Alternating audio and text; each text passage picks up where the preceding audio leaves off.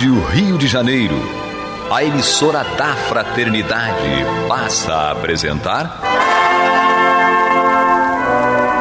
Luz na Penumbra, programa que leva ao seu coração a mensagem da doutrina espírita.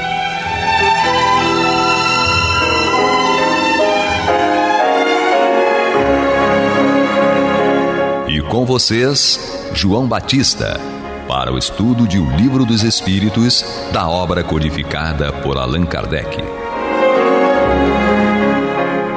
Papai do céu nos guarde, nos abençoe.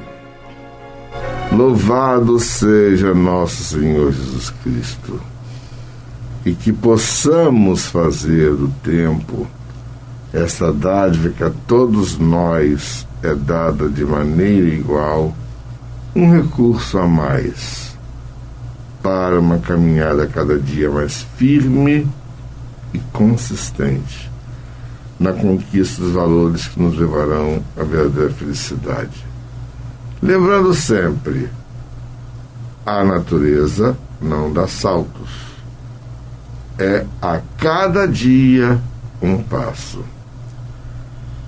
Hoje estamos aqui com Guilhermina. Que o nosso grande mestre continue conosco sempre. E Angélica. Um prazer enorme, queridos ouvintes, estar aqui dando sequência no estudo deste livro que tanto nos esclarece. E hoje, encerrando os esclarecimentos a respeito da questão do desgosto da morte, da vida e o suicídio, nós vamos estudar as perguntas 956 e 957, lembrando que nós estamos utilizando a tradução de Evandro Noleto Bezerra. A pergunta que eu vou formular para a Angélica é a 956. E Kardec pergunta aos espíritos nesta pergunta: aqueles que, não podendo suportar a perda dos entes queridos, se matam na esperança de se juntarem a eles, atingem o seu objetivo? Bom, é bem delicada, né, essa questão, porque os resultados, né, são frustrantes. Digamos aqui, os espíritos nos dizem o seguinte: o resultado que colhem é muito diverso do que esperavam. Em vez de se unirem ao objeto de sua afeição, dele se afastam por mais tempo, já que Deus não pode recompensar um ato de covardia, nem o insulto que lhe fazem ao duvidarem da sua providência. Pagarão esse instante de loucura com aflições ainda maiores do que as que pensavam abreviar, e não terão para compensá-las a satisfação que esperavam. Então, quando eu digo que é uma situação frustrante, porque, primeiro, mostra a sua fragilidade e a sua falta de credibilidade em relação à providência divina. Quando nós encarnamos, nós estamos aqui vivendo na Terra, né, nesse planeta lindo, maravilhoso, né?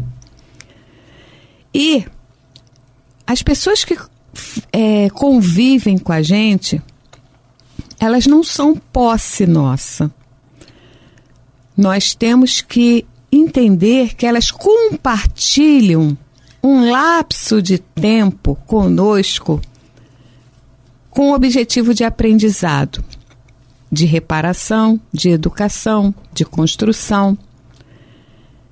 Então, quando há a separação, o que nos faz sofrer na essência não é necessariamente a partida do nosso ente querido, mas o nosso sentimento de possessividade ferido. A gente perde. A gente, inclusive, fala, eu perdi fulano, eu perdi ciclano. Você não perdeu, a gente não perde aquilo que não tem, que não possui. E nós não possuímos ninguém. Nós compartilhamos existências. E, ao invés de lamentar a partida, a gente deve agradecer pelo tempo que foi compartilhado, pelo aprendizado adquirido. Mas isso é uma questão de amadurecimento emocional. Enquanto nós estivermos ligados no egoísmo, é meu, é minha mãe, é meu pai, é meu filho, é meu tio, é minha tia, é meu parente, é meu amigo, é meu. Enquanto a gente estiver ligado a este sentimento do egoísmo, a possessividade imperando, o sofrimento é inevitável, porque você fere e você se percebe não ter o que fazer. Ou seja, você não domina isso. O fato de você achar que possui tal pessoa não impede que Deus cumpra com seus desígnios e ela retorne à pátria espiritual. Então, é um grande aprendizado. Ao fato de você cometer o suicídio, achando que vai junto com ela, é um caso de pura ignorância da fisiologia da vida. Porque não é assim que funciona. Para você vem com um compromisso e vencer o seu compromisso, cumprir com o papel que você se propôs, aí sim, a vitória, a recompensa é você estar com todos aqueles que ama, com todos aqueles que já foram antes de ti. Então, vamos nos esclarecer, vamos estudar a respeito do assunto e vamos entender que nós não possuímos as pessoas, nem filhos, nem pais, nem maridos, nem esposas, nada. Nós compartilhamos espaço e devemos aprender com eles o respeito, o amor. É interessante, inclusive, que os espíritos recomendam que as pessoas que leiam essa resposta, que se dirijam às perguntas 9, 3, 4 e seguintes. Por quê?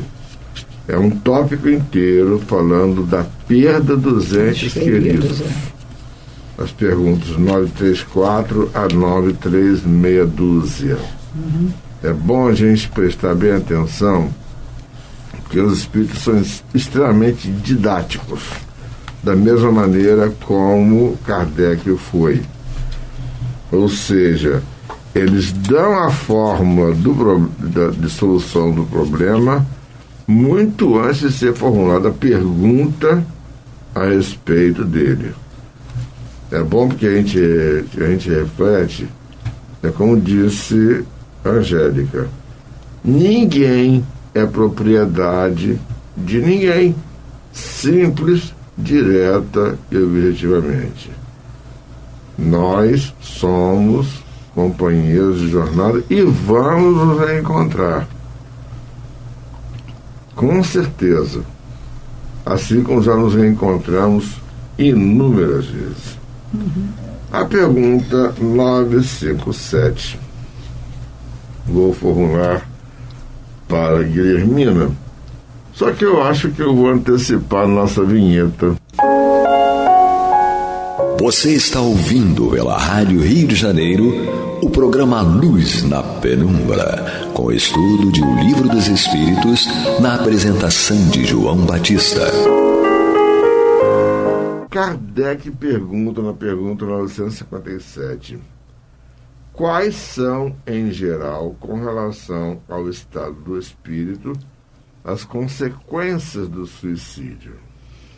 As respostas dos espíritos são longas, inclusive tem um texto de reflexão muito bom, que fecha realmente. As consequências do suicídio são muito diversas. Não apenas fixadas E em todos os casos são sempre relativas às causas que o produziram. Porque, como nós já vimos anteriormente, existem N formas e circunstâncias que levam a pessoa ao suicídio. Então, em cada circunstância, em cada caso, é um caso. Há, porém, uma consequência à qual o suicida não pode escapar: o desapontamento. Porque, veja bem, qualquer que seja o motivo, a motivação que tenha levado a pessoa a dar cabo da própria vida, tem alguma coisa que ele espera depois. E eu imagino o nível de frustração quando ele desperta e não é nada. Porque, na verdade, ele não espera Ele nada. não espera, ele acredita na finitude. Exato. Acabou. Primeiro tem aqueles que acreditam que acabou, morreu. É. Tem aqueles que esperam encontrar os entes queridos. Tem aqueles que esperam acabar com as aflições que causaram. Ou seja, há uma série de expectativas que, qualquer que seja a expectativa, ela não acontece. É uma frustração. O desapontamento, a frustração, realmente é uma consequência inevitável. Ademais, a sorte não é a mesma para todos. Depende das circunstâncias. Alguns espiam a sua falta imediatamente. Outros em nova existência, que será pior do que aquela cujo curso interromperam. Sem dúvida. Sem dúvida. É interessante uma coisa para nós espíritas. Vou passar somente uma informação para a gente refletir. Houve um astrofísico que se tornou famoso, chamado Carl Sagan. Uhum. Ele já desencarnou. E ele era materialista e era ateu. A mulher dele também, materialista e ateia. No dia do sepultamento do corpo dele, ela fez um comentário diante dos jornalistas, e os dois eram muito famosos. Olha, eu gostaria muito de ter a fé que sustenta as pessoas que acreditam em Deus. Eu não creio em Deus, para mim ele se foi, e eu vou ter que carregar a minha saudade pelo resto da minha vida. Vou mergulhar no trabalho, porque foi isso que nos juntou e é o que acho que vai ter que nos sustentar. O interessante é uma pessoa que não crê em Deus, que é materialista, chegar e dizer isso com essa profundidade. Ela não falou em suicídio. Ela falou em tocar a vida adiante e tocar a tarefa que eles dois tinham, porque além de ser astrofísicos, eram profundamente humanistas. Defendiam a tese que o conhecimento a respeito do universo era fundamental que se fosse disseminado para todas as pessoas.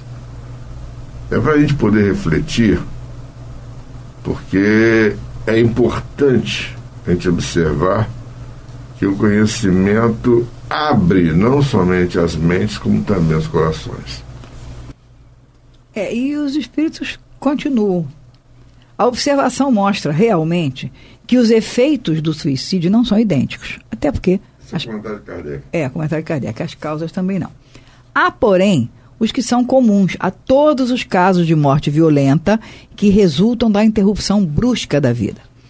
Isso se deve principalmente à persistência mais prolongada e tenaz do laço que une o espírito ao corpo. Ou seja, aquela pessoa que se suicida de uma forma brusca, violenta. Aí ele diz, isso se deve, já que esse laço se encontra em todo o seu vigor no momento em que é rompido, enquanto na morte natural ele se enfraquece gradualmente e muitas vezes se desfaz antes mesmo que a vida se haja extinguido completamente. Ou seja, quando a morte natural, por doença, por senitude, etc., etc., o corpo já vai sendo desprendido, desgastando, desprendido. Já quando a morte é violenta, é uma interrupção brusca. As consequências desse estado de coisas são o prolongamento da perturbação espiritual, sucedendo a um período de ilusão em que o espírito, durante mais ou menos tempo, julga permanecer ainda no número dos vivos. Ou seja, ele não sabe que morreu. Ele não tem a consciência de que morreu. A afinidade que persiste entre o espírito e o corpo produz em alguns suicidas uma espécie de repercussão do estado do corpo sobre o espírito, que assim sente à sua revelia os efeitos da decomposição física, fazendo-o experimentar uma sensação cheia de angústias e horror, estado esse que também pode persistir pelo tempo que devia durar a vida que foi interrompida. Porque, veja bem, num suicídio brusco, violento, os laços permanecem e aquele corpo vai, claro, vai ao sepultamento e vai ser a matéria vai se decompondo no tempo que tem que ser natural. E se o espírito continua ligado àquilo, ele vai sentir todas as percepções e sensações disso. E ele diz aqui, pode persistir pelo tempo que deveria durar a vida que foi interrompida. Esse efeito não é geral, mas, em caso algum, o suicídio se livra das consequências da sua falta de coragem e, mais cedo ou mais tarde, expia de um modo ou de outro a culpa em que incorreu. Sim, por que culpa? Porque ele fez a coisa voluntariamente. É assim que certos espíritos que haviam sido muito infelizes na Terra disseram ter se suicidado na existência anterior e submetido voluntariamente a novas provas para tentarem suportá-las com mais resignação. Em alguns é uma espécie de apego à matéria, de que inutilmente procuram desembaraçar-se, a fim de voarem para mundos melhores, cujo acesso, porém, lhe é interdito, claro. Na maior parte deles é o pesar de haver feito uma coisa inútil que só redundou em decepções.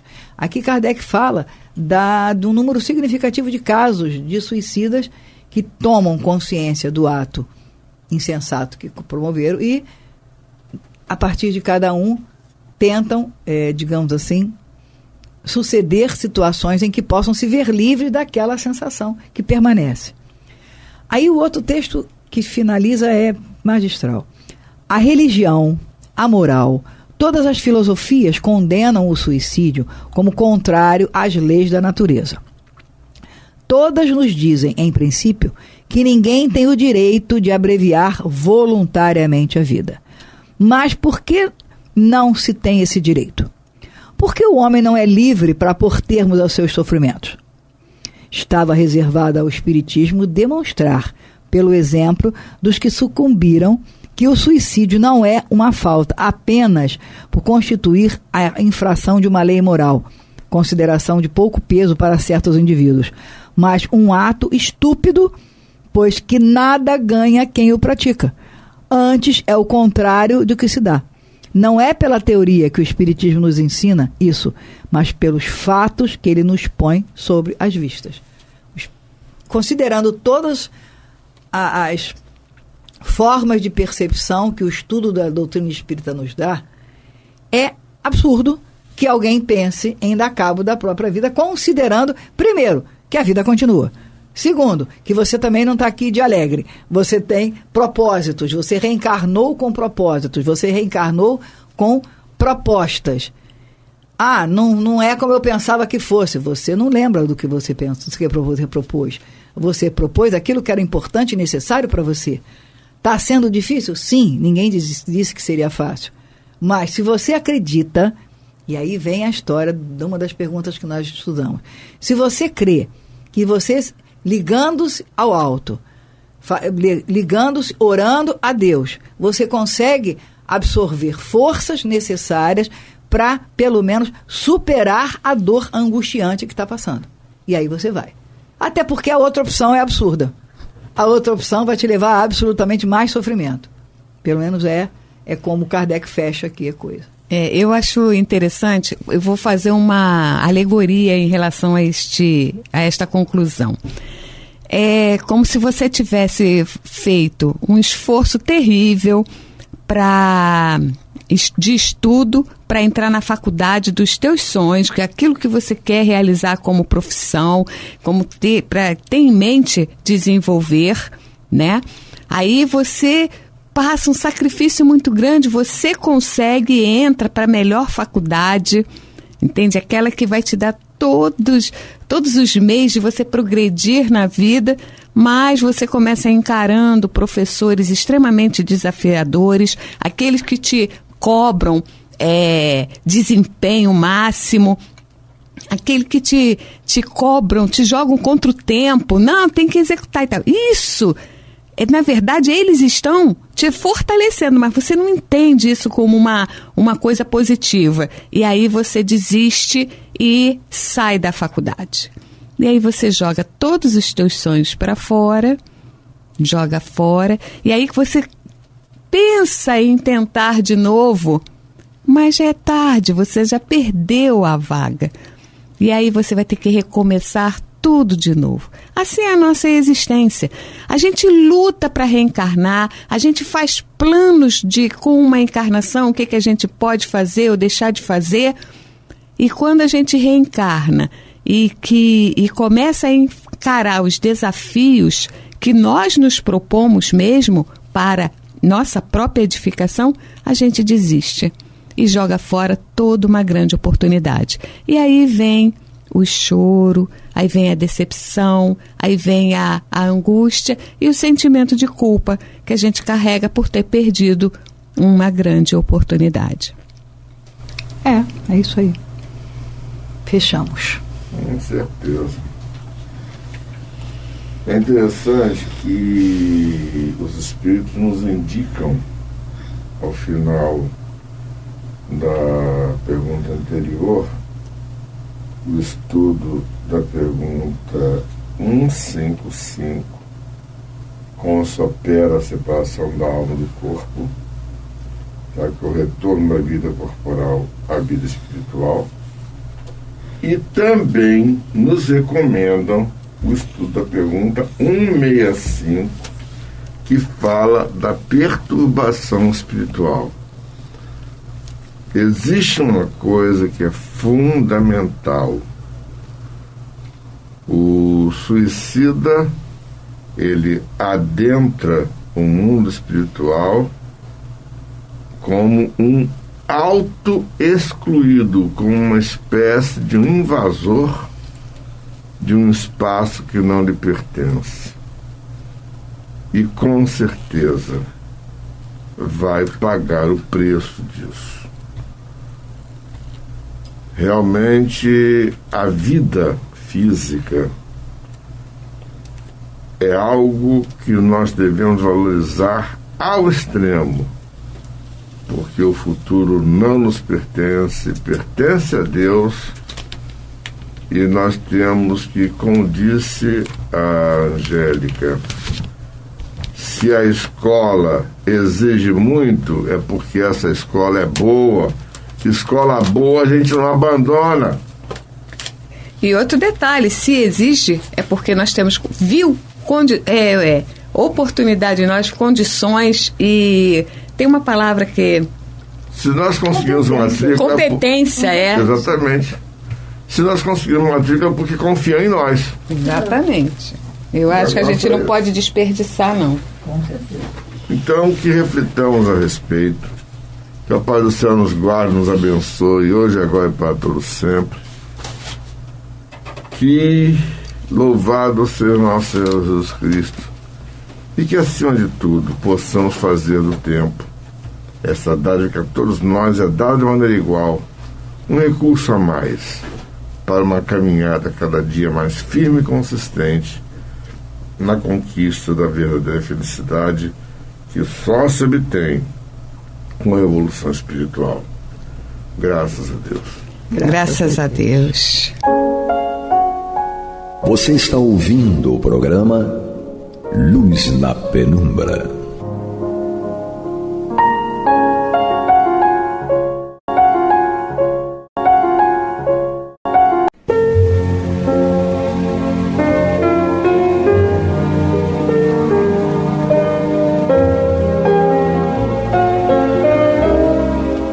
Rádio Rio de Janeiro está levando ao seu lar e ao seu coração a mensagem consoladora da doutrina espírita, através do programa Luz na Penumbra.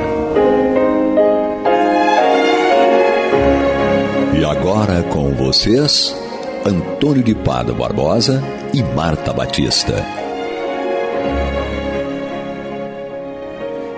Olá, meus amigos, estamos aqui de volta ao programa Luz na Penumbra, no qual nós estudamos o Evangelho segundo o Espiritismo de Allan Kardec. Estamos aqui no início do seu capítulo 25, Buscai e achareis. Para dar início aqui a esse estudo de hoje, nós vamos solicitar aqui o concurso de Marta Batista, que como sempre está conosco nesta tarefa. E na técnica está aqui nosso amigo Isaac, fazendo todo o possível para que tudo ocorra da melhor maneira. Então, já sem muitas delongas, vamos pedir a Marta que dê início então ao seu comentário. Olá, Marta, tudo bem? Olá, Tony. Muito bem, vamos comentar iniciando esse capítulo, né, Buscai e achareis, algo que vai nos mostrar a importância, né, do nosso trabalho, do nosso esforço, no sentido de atingirmos os nossos objetivos e intentos. Então, para iniciar com as citações que Kardec destacou aqui, ajuda-te e o céu dará. E aí essas duas citações, constantes em Mateus, capítulo 7, versículos 7 a 11, dizem o seguinte: pedi e vos será dado, buscai e achareis, batei a porta e se vos abrirá, porque todo aquele que pede, recebe, e o que procura, encontra, e se abrirá aquele que bate a porta. Qual é o homem dentre vós que dá uma pedra ao filho que lhe pede pão? Ou ele lhe pedir um peixe, dar-lhe-á uma serpente? Ora, se vós, sendo maus comedores, sabeis dar boas coisas aos vossos filhos, com mais forte razão, vosso Pai que está nos céus dará os verdadeiros bens àqueles que os pedirem. Então, Mateus aqui, Jesus no caso do Mateus, nos diz o quê? Ele nos destaca a importância de nós irmos no sentido de termos fé. Então, nós devemos pedir aquilo que nós queremos, que desejamos, que necessitamos, e, tendo fé, vamos conseguir, porque Deus nos oferecerá aquilo que nós estamos pedindo. Ora, então ele diz, tenham fé, porque qual é o homem que dentre vós pede uma pedra e dá ao filho aquele que lhe pede pão? Quer dizer, um pai, como ele diz, nós somos imperfeitos, ainda maus, né? A predominância da matéria sobre o espírito. Nós somos capazes de dar uma pedra ao filho que nos pede pão, então o que dirá Deus? Né? Tudo que nós pedirmos, ele nos dará. Agora, nós vamos estudar aqui, ao longo das tentações de Kardec, fazendo comentários sobre essas situações, é justamente o de nos mostrar o contexto desses pedidos, né? O que implica esses pedidos. Então, nós vamos pensar, podemos pedir tudo a Deus? O que nós pedimos, nós vamos conseguir. Não. Nós, na realidade, Deus vai nos conceder aquilo que nos for necessário ao nosso progresso, ao nosso processo evolutivo, né? E não as coisas que nós julgamos que sejam boas, porque a nossa visão ainda é totalmente obliterada pela matéria.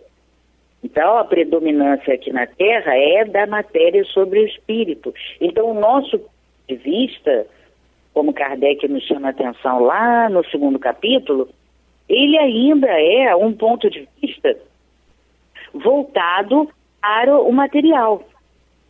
Nós ainda estamos tentando sair daquele patamar de sobrevivência, né, da infância da humanidade, no qual nós usamos a nossa inteligência somente na busca do alimento, meios de nos preservar ao tempo e de nos defender dos inimigos.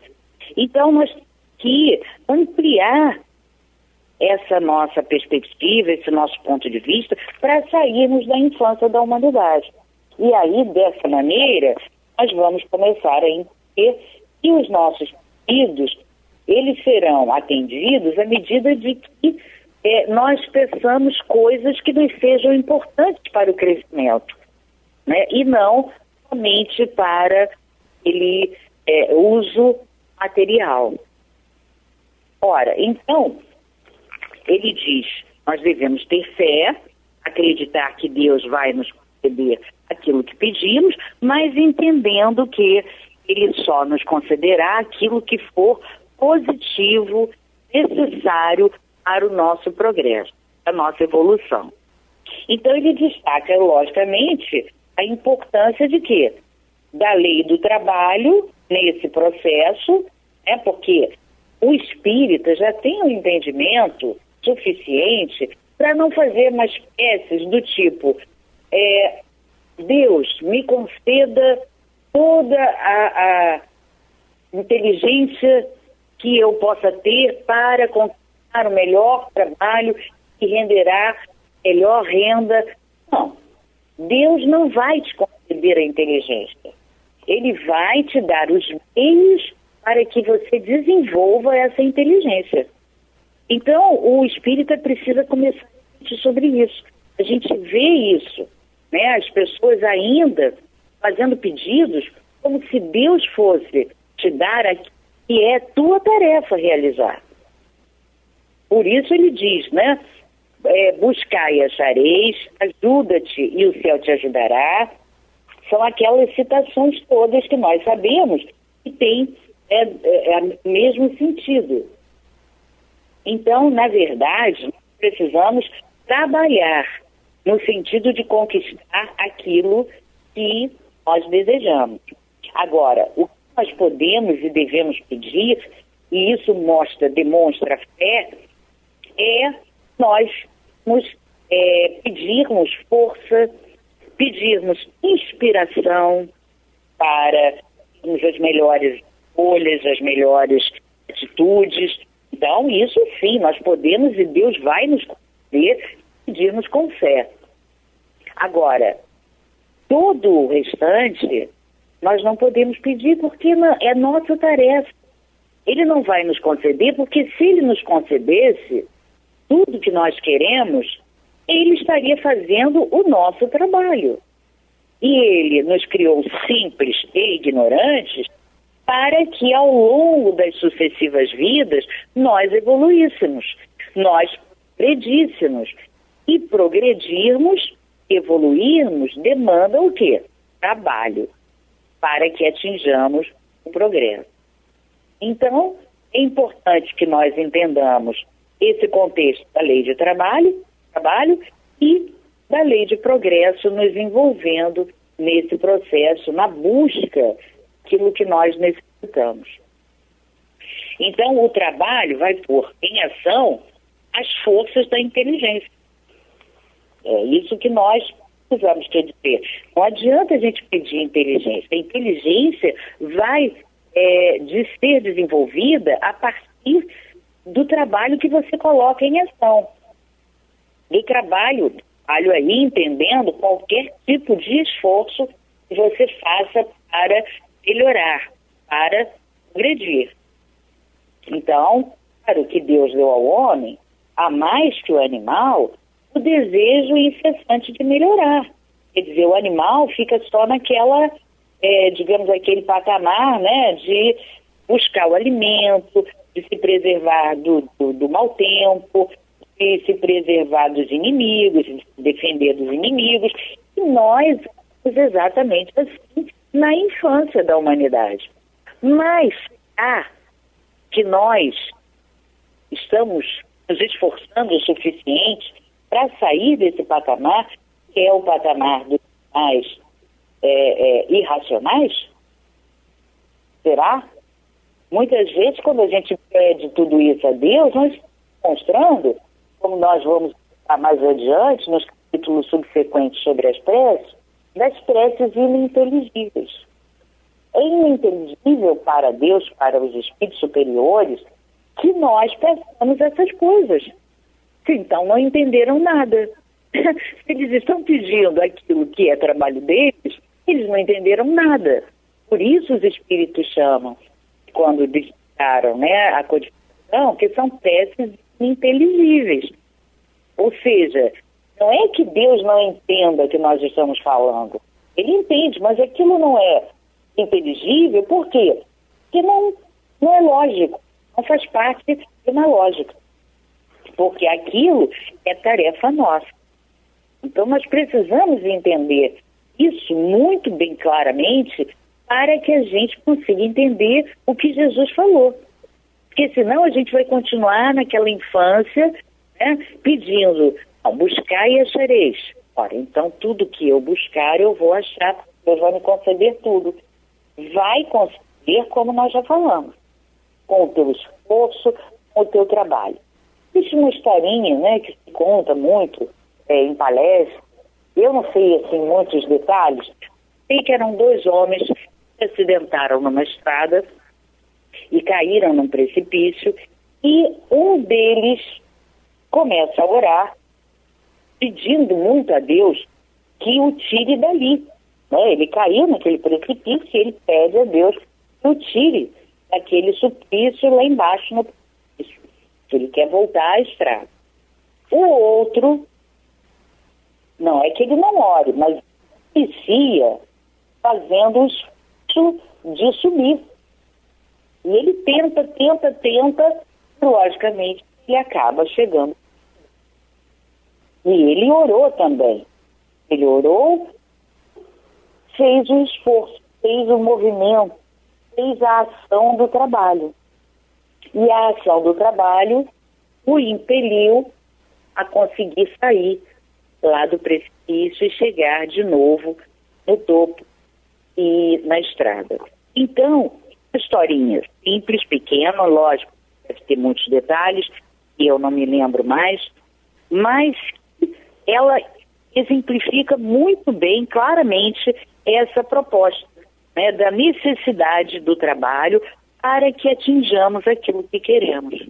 Então seria muito legal se nós espíritas nos debruçássemos nessa reflexão para que a gente não peça mais coisas tão infantis, façamos preces infantis. Não cabe mais ao espírita, né? Ele já tem uma certa compreensão. Já foi revelado a ele uma série de coisas. Foi falado, né? O Livro dos Espíritos desdobra as leis do progresso, lá na terceira parte, nos mostrando a lei do trabalho, a lei do progresso, falando sobre tudo que envolve a lei do trabalho.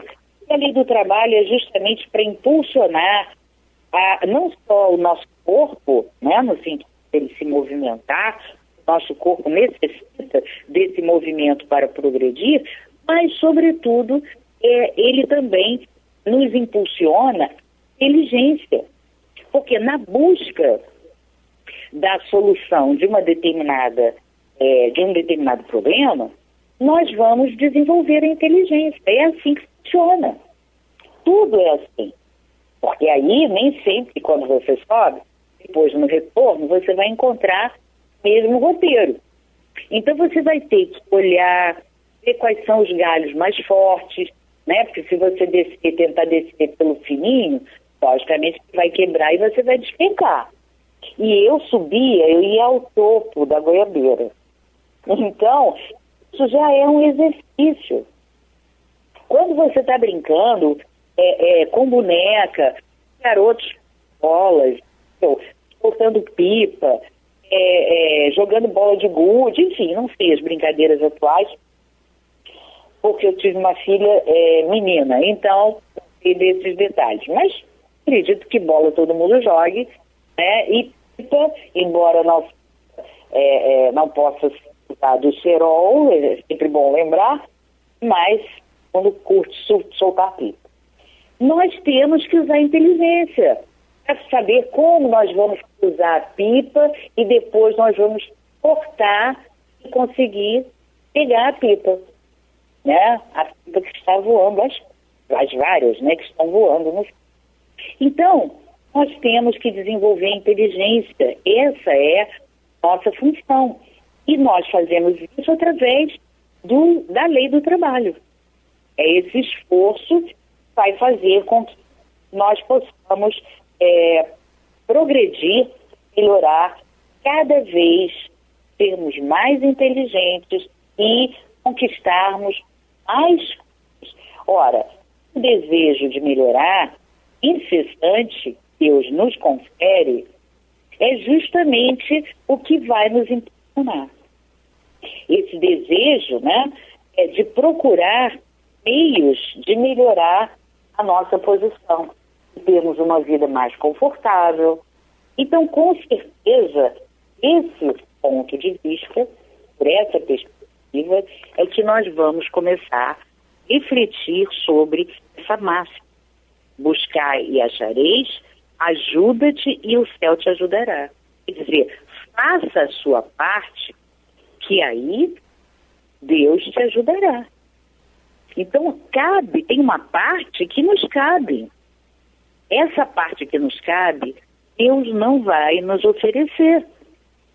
Porque senão, nós não progrediríamos, permaneceríamos na infância.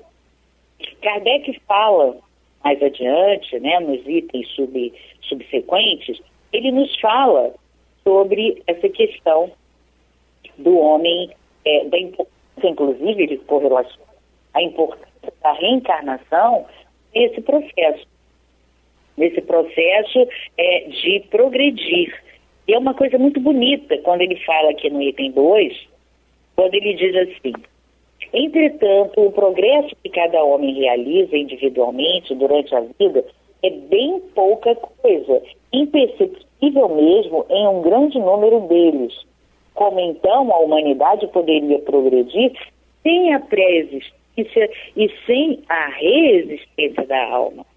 Quer dizer, ela já existia anteriormente ao nascimento e ela vai existir posteriormente à morte do corpo físico. Então, sem esse processo de idas e vindas, com certeza seria muito complicado do homem sair daquela infância da humanidade. Em termos de inteligência, ele ia ficar só naqueles instintos, como o animal fica. Mas só que o animal está no patamar correto. É esse o estágio dele, como nós já estivemos também. Agora, claro, cabe a nós entendermos que agora somos homens com inteligência infinita, e essa inteligência infinita tem que ser desenvolvida. Ela está ali potencialmente. Cabe a nós desenvolver. Como também esse desejo incessante de melhorar também está ali dentro, mas está ali de forma em germe. Cabe a nós desenvolver, buscando, criando, descobrindo. E você vê esse trabalho incessante que o homem está fazendo, esse esforço incessante que ele está fazendo no momento atual, que é o momento da pandemia, em que todos os pesquisadores estão reunidos e trabalhando, usando todos os conhecimentos científicos, trabalhando em cima da descoberta. Nunca se teve uma descoberta de vacina tão rápida como a que temos agora. Porque todos se debruçaram, mas além deles se debruçarem, como antes os médicos de antigamente também se debruçavam, pesquisadores, porém a inteligência e o conhecimento já é um conhecimento arquivado. Esse conhecimento que nós desenvolvemos em vidas pretéritas. É importante a gente observar esse contexto, né? Muito bonito a gente verificar esse processo da reencarnação nos auxiliando, porque só ele poderia nos auxiliar no processo de evolução, de progresso, porque senão estaríamos ainda no mesmo patamar. Mas, trazendo aquilo tudo que nós aprendemos em vidas pretéritas, nós vamos somando e vamos tendo um acervo cada vez maior. Ora, dessa maneira, nós temos agora infectologistas e pesquisadores que descobriram a vacina em menos de um ano. A vacina para uma pandemia, não é nem para um vírus específico que se concentrou em determinado lugar. Não, pandemia, vírus que atacou o planeta. Então, vamos usar os conhecimentos que a doutrina nos oferece, um entendimento com mais profundidade, porque isso vai nos auxiliar a termos um sucesso maior, um êxito maior nos nossos pedidos, porque eles não serão mais aqueles pedidos infantis que pedem aquilo que não é mais parte de cada um de nós, não é parte de Deus, e sim de cada um de nós. Então é dessa forma que nós devemos mergulhar esse conhecimento e o Espírito então passar a fazer preces cada vez mais profundas, do fundo do coração, preces inteligíveis. Então vamos meditar sobre isso e realmente que todos os comentários de Kardec serão devidamente estudados no próximo programa. Não é isso, Tony? Sim, Marta. É isso mesmo.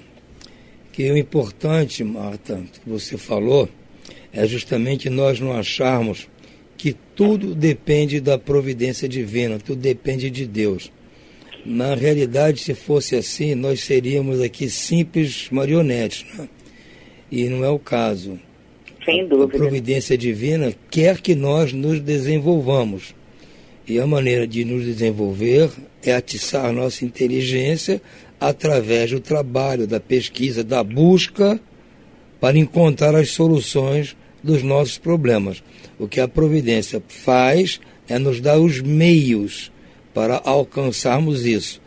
Deus quer que nós nos desenvolvamos, não é? E para isso precisamos fazer a nossa parte.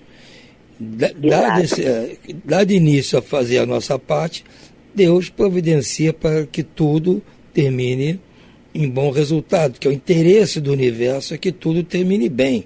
Nós somos colaboradores, então o universo tem interesse de que nós, colaboradores, façamos a nossa parte muito bem feita. Não podemos ficar de braço cruzado achando que Deus, o universo, vai fazer a nossa parte. Isso não existe.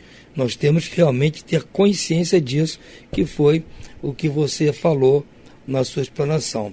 Mas o nosso tempo já está esgotado. Nós vamos deixando aqui os nossos amigos um abraço, desejo de muito boa noite e muita paz. Muita paz a todos.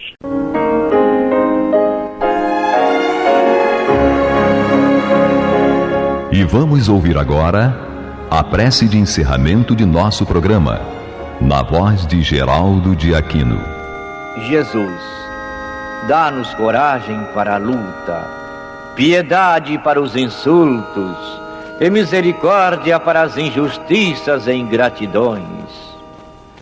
Limpa nossa alma de inveja e ambições mesquinhas, de ódio e de vingança o nosso caminho.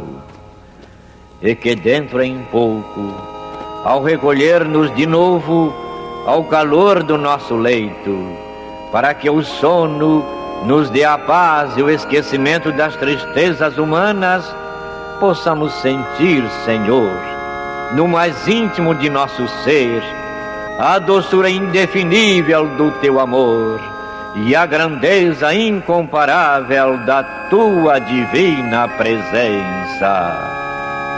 Que assim seja.